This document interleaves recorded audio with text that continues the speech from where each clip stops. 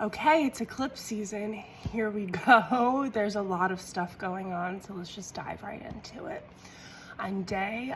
Welcome back to my channel where we tune into the cosmic energies and I give some readings and advice on how we can best utilize these energies and, step forward in our lives and feel less overwhelmed by the great cosmic energies around us. So this eclipse has become quite a big deal, not only in the astrology community, but in the mainstream media as well. Everybody is going to see the eclipse. They're going to go outside. They've bought something so their phone lens can view it, or the glasses so they can see it. But let's talk about what the indigenous people have done when being faced with eclipses and what the animals do, because because there's something in common there. And maybe we should be looking to the people who have really connected to the cycles of this earth on how to work with these energies when something on this great cosmic scale happens. It is going to be dark. The animals stay asleep. They stay in like it's nighttime. They do not go out and try to get a view of the eclipse. Our phone lens your camera could be broken on your phone if you try to take a picture of it. So, what does this tell us? If our eyes are not meant to look at it, if our phones are not meant to look at it, why, as humans, do we have this nature to go against what nature is actually telling of us and try to push our own agenda? Everybody is traveling to go see what this eclipse is, but what about feeling what the eclipse is doing? This is all connected to our own evolution. Our own evolution is asking us to go within. This is a new moon in the sign of Aries. We have the North Node in Aries. We also have Chiron, the wounded healer, in Aries. Where we have Chiron in our chart is where we have our greatest pain and also our greatest lessons and our healings, and really what we are supposed to step forward and teach from what we have learned.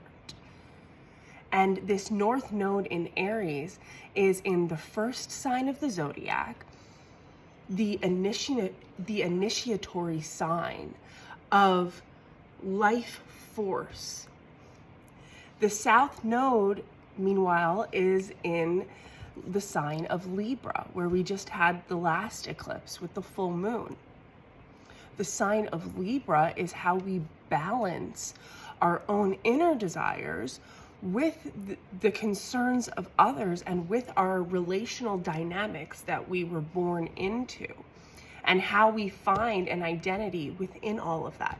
These are themes that are coming up for this nodal axis. The eclipse happened in the nodal axis. This is also in our charts. You can look at where our North and South Node is. The North Node is our Dharma, where we are meant to go and what we are meant to experience. And our South Node holds all of our karma and our past life experiences. So it can hold a lot of pain, but also these places that we are comfortable in, that we have adapted to in order to survive. We've adapted to our environment, but how has that really affected our internal world and how we view ourselves and how we are able to step forward as individuals in our lives?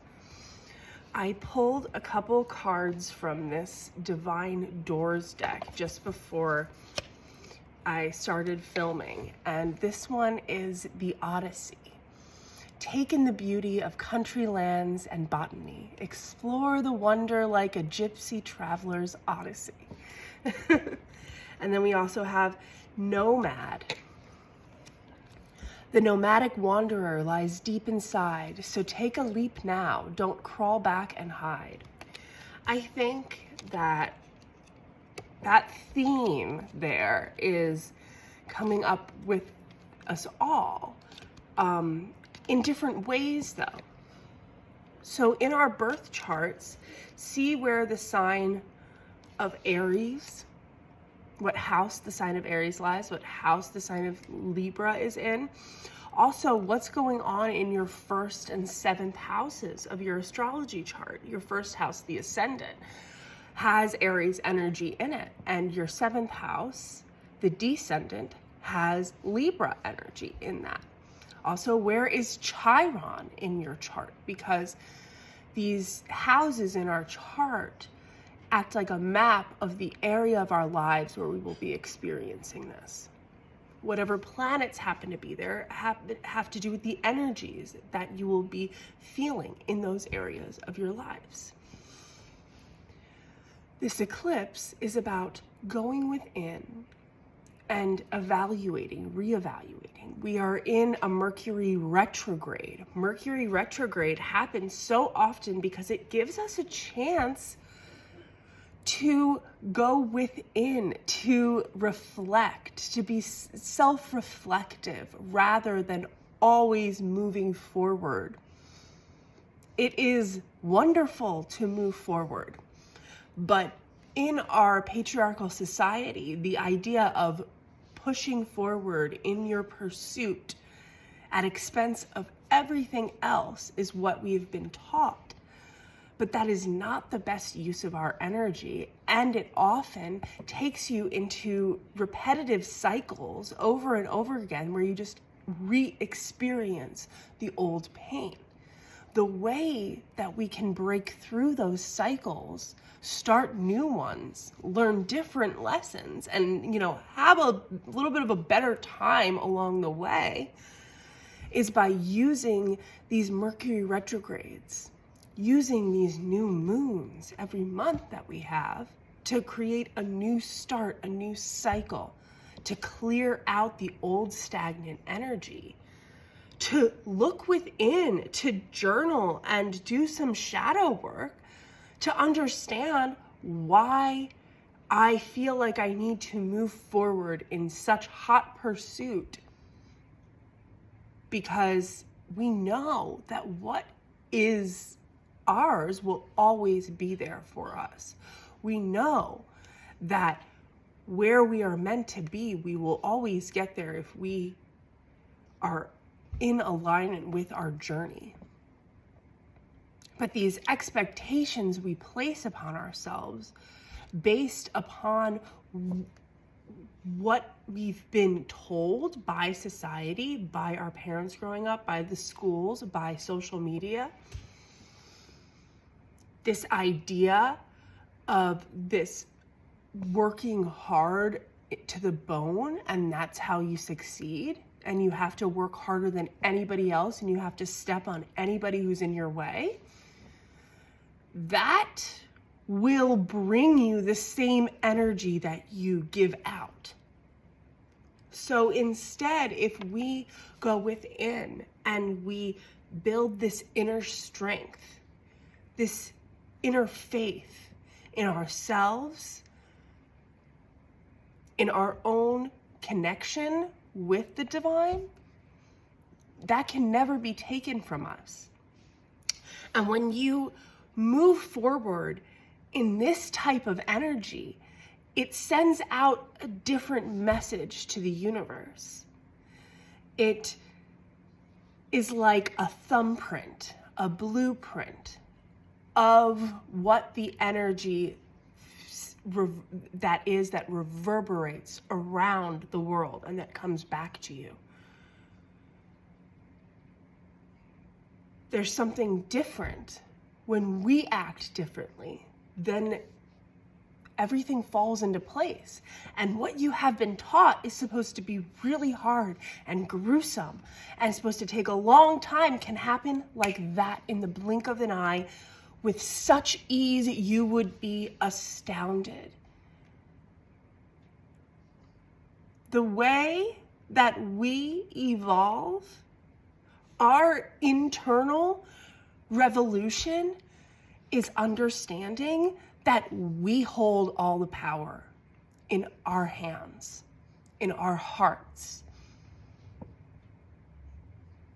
We've been given a chance now to really speak our intentions, to embody our intentions, and to show up as who we desire to see ourselves as who we believe we truly have always been, without the limiting perceptions of others. There is a really amazing chance to feel a great change now in our lives, in our lifetimes, and allow that to reverberate out into the world and change what we see. Because we are being faced with seeing the worst of humanity and the worst that humanity can do. But we can also hold the frequency of the best of humanity and of the love and the connection and the prayer for everybody's well-being. And this eclipse has the ability to change everything, but it also is nothing's gonna change unless we do, unless we take the inner action, the action aligned with our intuition, unless we clear out the cobwebs so that we can understand what our intuition is saying, so that when we do take action, it's in alignment with what we actually want, not from fear or old patterned behavior. This lesson is just going to keep coming around and around until we can fully embody it. That's why we have eclipse seasons twice a year. So we have just gone through the second cycle of this Libra and Aries eclipse axis. We started it back in October, where there was a hybrid eclipse. We were moving from the Taurus-Scorpio axis into the Libra-Aries. Now we are fully in this axis, and we are really remaking our images of ourselves now that we can clear out the perceptions of others that have been placed upon us, the perceptions of society that have been placed upon us. So instead of walking forward blinded and clouded by our fearful perceptions, and then finding some sort of identity and holding on to it and pushing others out of the way, or manipulating others to get their energy for us so that we can move forward. Those are the toxic levels of the Aries and Libra axis. Now we can let go of everything in the Libra South Node that doesn't serve us, but we can use what we have learned, and we can do the same thing with the Aries North Node. So instead of being lost by other people's perceptions and then fighting for our own and hurting others for that, we can embody our true selves that we have always longed to be and express in that Aries energy, that I am energy, while also balancing the relational aspects in the Libra energy and knowing that we can connect with people who have the same understandings as us, who challenge us to grow in our understanding, and that we are all one in that. And there is no need to separate or to fight. We don't need to separate or fight each other. We just need to find the truth within. And the reflection of your truth within is gonna determine if you feel like you need to fight someone else. Because if you feel like you're fighting yourself, you're gonna fight on the outside. But if you feel peaceful and content with who you are, and you can look yourself in the mirror and love yourself and know yourself and feel connected to everything, then you will not feel like you need to fight or hurt in your connections with others. So we can see that there is going to be a split. There is going to be some sort of change in the way that we connect with people, because what we decide internally will be a direct outer reflection of how we treat others, of how we show up in our lives, and of how the universe treats us back. This cycle, this new moon cycle, is starting the moon cycle that will culminate with the Scorpio full moon in a couple weeks, and then it will, and then the full moon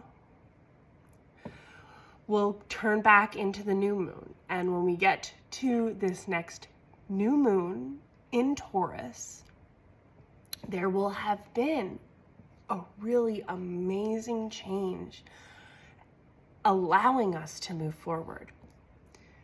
On April 25th, Mercury goes out of retrograde. And we finally get the chance to see clearer, to see clearly, and to step forward into these new lives we're creating. But nothing's going to change on the outside unless we make some internal changes. And really, the internal changes are the ones that feel so amazing, because they are the ones that allow you to feel at peace in your daily lives.